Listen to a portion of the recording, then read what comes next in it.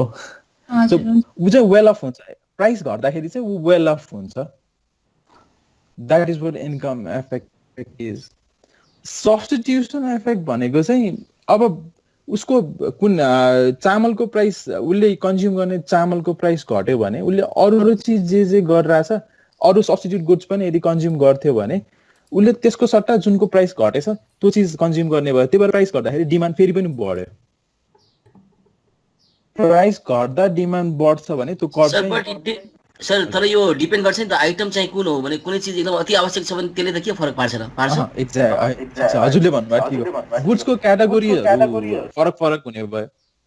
जस्तै गुड्सको क्याटेगोरीमा चाहिँ हामी हजुरले भन्नुभएको नेसेसिटी गुड्सहरू, अब नुनलाई नेसेसिटी गुड्समा राख्छ, नुन मेडिसिनहरू भने चाहिँ नेसेसिटी गुड्स हो।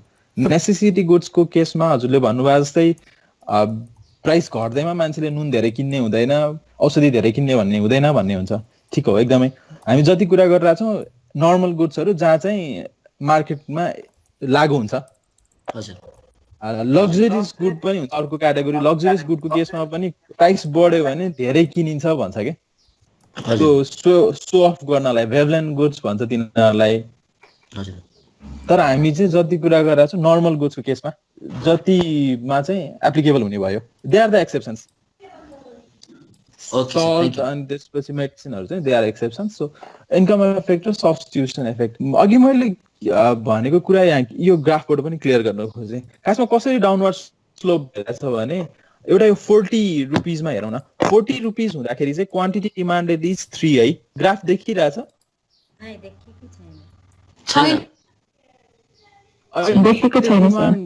ग्राफ आएन है? अलिक अब आयो। ओके, यो ग्राफमा 40 हुँदाखेरि डिमान्ड इज 3 हो। So let us assume price चाहिँ घट्यो, प्राइस घटेर 30 रुपिजमा गयो। 40 मा 3 थियो, प्राइस घटेर 30 मा गयो भने what is demand? 7 unit. Quantity demand नै लेस भइराछ नि होइन, यता जति उता गयो उता त बढिरहेछ नि। हजुरको राइट साइडमा गयो भने बढिरहेछ नि। 1 2 3 4 हुँदै बढिरहेछ। सो 30 हुँदाखेरि चाहिँ क्वान्टिटी डिमान्डेड वुड बी 7 हो, 7 युनिट्स। भनेपछि प्राइस घट्दाखेरि त डिमान्ड बढ्दाखेरि स्लोप चाहिँ नेगेटिभ हुँदो रहेछ। रिभर्स हेरौँ, when price is 15 quantity demanded चाहिँ 15 हुँदा 15 नै हुँदो रहेछ quantity demanded. when price increases 30 हुँदाखेरि चाहिँ 7 छ भनेको। सो कर्भ घटिरहेछ नि, डिमान्ड कर्भ चाहिँ डाउनवर्ड भइरहेछ हैन? सो यो डाउनवर्ड चाहिँ दुईटा फ्याक्टरले गर्दा हुन्छ। त्यो दुईटा फ्याक्टर भनेको चाहिँ इन्कम इफेक्ट र सब्स्टिट्युसन इफेक्ट हो। सो दुईटा इन्कम र सब्स्टिट्युसन इफेक्ट हो मेन भनेको चाहिँ। डाउनवर्ड स्लोपिङको कर्भ हुनु चाहिँ रिजन चाहिँ यो दुईटाले चिजले गर्दा भयो। अघि एकजना हाम्रो साथीले म्यामले भन्नुभयो जस्तो इन्कम इफेक्ट चाहिँ अघि रियल इन्कम, उहाँले रियल इन्कम भन्नुभयो, हो त रियल इन्कम चाहिँ बढेको देखिन्छ। इन्कम चाहिँ खासमा नोमिनल इन्कम भने चाहिँ जुन 100 रुपिज कमाइरहेछ त्यो 100 रुपिज नै हो। तर रियल कस्तो भइदियो भने 5 रुपियाँ हुँदाखेरि त चामलको 10 बाट 5 मा झर्छ भने त्यति बेला उसले धेरै किन्न सक्यो नि, त्यति बेला चाहिँ इन्कम बढ्या जस्तो देखिन्छ। त्यसले गर्दा चाहिँ इन्कम इफेक्ट हो। सब्स्टिट्युसन इफेक्ट चाहिँ अर्को चिज भन्दा त त्यो चिज किन्न सस्तो भयो नि। जस्तै 10 वटा पेप्सी किन्न सकिरहेको थियो भने 100 रुपियाँमा 10 वटा पेप्सी 2टा कोक किनिरहेको थियो। अब पेप्सीको प्राइस घट्यो भने त उसले पेप्सी छोडेर कोक नै किन्छ, घटेको प्रडक्ट किन्छ। त्यसरी सब्स्टिट्युसन इफेक्टले गर्दा पनि डिमान्ड बढ्छ अनि डाउनवर्ड स्लोप हुन्छ।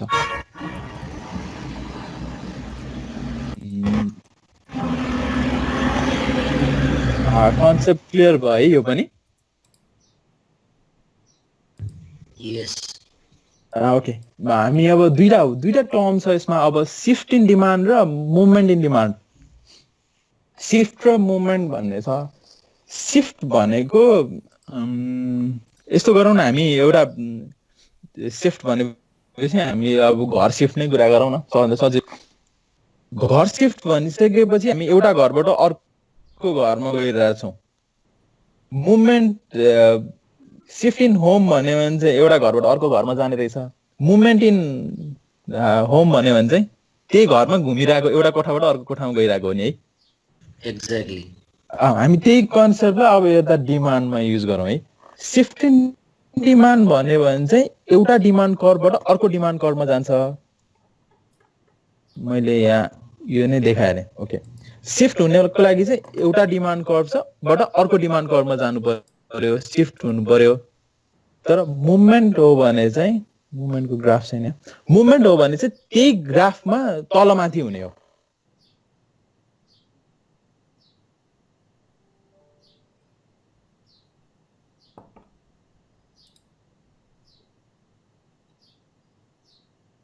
In any of the determinant of demand will cause the demand curve to shift.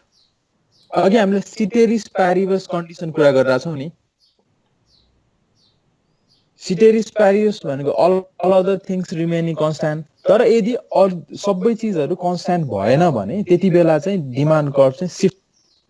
For example अघि हाम्रो यो ग्राफ नै छ ल, गिभन क्वान्टिटी र प्राइसमा चाहिँ एउटा डिमान्ड कर्भमा छ, तर त्यति बेला उसको इन्कम नै बढ्यो। गभर्मेन्टले 3 वर्षमा स्यालेरी बढाउनु नि भन्छ क्या अरे गभर्मेन्ट इम्प्लोइजको। त्यो 3rd इयर पर्यो भने त त्यति बेला त डिमान्ड कर्भ नै शिफ्ट हुने भयो नि त। फ्याक्टर्स अदर देन प्राइस चाहिँ चेन्ज आयो भने डिमान्ड कर्भ नै शिफ्ट हुन्छ। अथवा नर्मल कन्डिसन थियो, demand curve as it is थियो, तर अस्ति लकडाउन भन्ने कुरा आयो, मान्छेलाई अब एक्सपेक्टेसन के भयो, अब सप्लाई कम हुन्छ, नुन कम पाइन्छ भनेर मान्छेले नुनको डिमान्ड वर्षभरि सेम थियो। अस्तिसम्म चाहिँ जति खाइन्छ त्यति मात्रै थियो, ग्यासको पनि डिमान्ड जति चाहिन्छ त्यति मात्रै थियो। तर एक्सपेक्टेसन भन्ने एउटा फ्याक्टरले गर्दा चाहिँ डिमान्ड कर्भ नै शिफ्ट भयो, सबै डिमान्ड बढ्यो नि हैन। यो चाहिँ यो ग्राफले चाहिँ त्यही कुरा रिप्रेजेन्ट गरिरहेको छ। सो शिफ्ट इन डिमान्ड भनेको change in any of the determinants of demand will cause the demand curve to shift. The demand curve always shift only to the right or to the left, either माथि जान्छ अथवा तल जान्छ। Income घट्यो भने तल जान्छ, इन्कम बढ्यो भने माथि जान्छ। So this is shift in demand. Next अब हामीले अघि पनि भन्यो मुभमेन्ट र शिफ्ट भनेको डिफरेन्स के हो भनेर। सो मुभमेन्ट भनेको चाहिँ सधैँ त्यही एक्जिस्टिङ डिमान्ड कर्भमा हुन्छ। प्राइस चेन्ज त्यही एउटै फ्याक्टर डिटर्मिनेन्ट चेन्ज भएको छैन मुभमेन्टको लागि भने शिफ्टको लागि चाहिँ डिटर्मिनेन्ट नै चेन्ज भएर हुने भयो। So movement along demand curve are response to price changes for that good. Movement हुनको लागि चाहिँ त्यही डिमान्ड कर्भमा बस्ने भनेको त प्राइस चेन्ज भयो भने मात्रै हुने, किनभने we are talking about price र quantity demanded. So price change भयो भने चाहिँ क्वान्टिटी डिमान्डेड चेन्ज हुने भयो, त्यो चाहिँ मुभमेन्ट त्यही कर्भमा हुन्छ। शिफ्ट हुन्थ्यो भने के हुन्छ, शिफ्ट चाहिँ अर्को डिमान्ड कर्भमा हुन्छ। सो त्यति बेला चाहिँ डिटर्मिनेन्ट अफ डिमान्ड नै चेन्ज हुनु पर्यो, जस्तै इन्कम बढ्नु पर्यो अथवा एक्सपेक्टेसन चेन्ज हुनु पर्यो। So that is the difference between movement and shift. Exam point of भ्यूबाट नि यो चिज चाहिँ कन्सेप्चुअल क्ल्यारिटी चाहिँ इम्पोर्टेन्ट छ।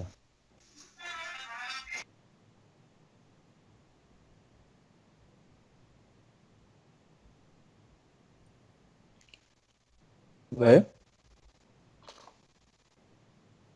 So changes in quantity demanded, movement along a given demand curve in response to change in price. Movement भने चाहिँ shift भने चाहिँ shift of the demand curve due to changes in taste, income, other goods or expectation. So next is अघि सोध्नु भएको थियो what is market demand भनेर। Market demand भनेको चाहिँ अघिसम्म डिमान्ड कर्भ भनेको चाहिँ इन्डिभिजुअलको कुरा गरिरहेको थियौँ हामी। म एज अ इन्डिभिजुअल कति डिमान्ड गर्छु त डिफ्रेन्ट प्राइसेसमा, 10 रुपियाँ हुँदा कति डिमान्ड हुन्छ मेरो, 15 रुपियाँ हुँदा कति हुन्छ भनेर हामीले demand curve. Market demand curve भनेको चाहिँ this is sum of individual demands.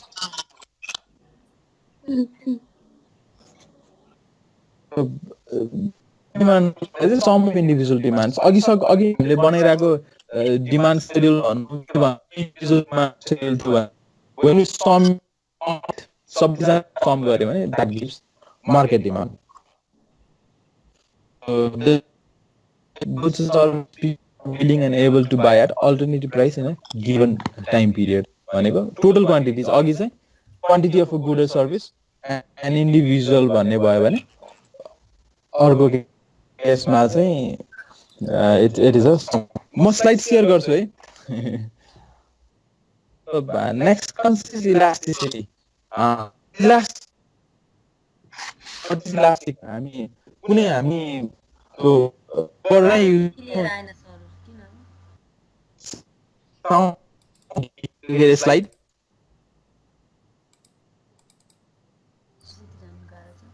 आवाजै आएन स्लाइड आएको छैन हैन. आयो अब इलास्टिसिटी आइसक्यो. Okay. So elasticity. हामी क्लियर गरौँ इलास्टिसिटी भनेको. हामीले रबर युज गर्छौँ. हामी इलास्टिक भनेर हामीलाई त्यही हामी कपडाहरुमा हाल्ने इलास्टिक. इलास्टिक भने हाम्रो लागि के हो भने हामीले तन्काउँदा यदि तन्किन्छ भने that is what elastic is हैन. नर्मली त्यही भनेर बुझ्छौँ. हामी यहाँ पनि त्यही बुझ्छौँ. हामी त्यही कुरालाई चाहिँ यहाँ अप्लाई गर्छौँ. तन्काउन सकिन्छ नि त्यो इलास्टिक हो हाम्रो लागि इलास्टिक भनेको त्यही हो. हाम्रो यहाँको इलास्टिसिटी पनि त्यही हो. हामीले त्यसमा के गरिरहेछौँ भने फोर्स युज गर्दाखेरि अलिकति बल लगाउँदा यदि त्यो तन्कियो भने चाहिँ ओके अडियो पनि क्लियर छैन है.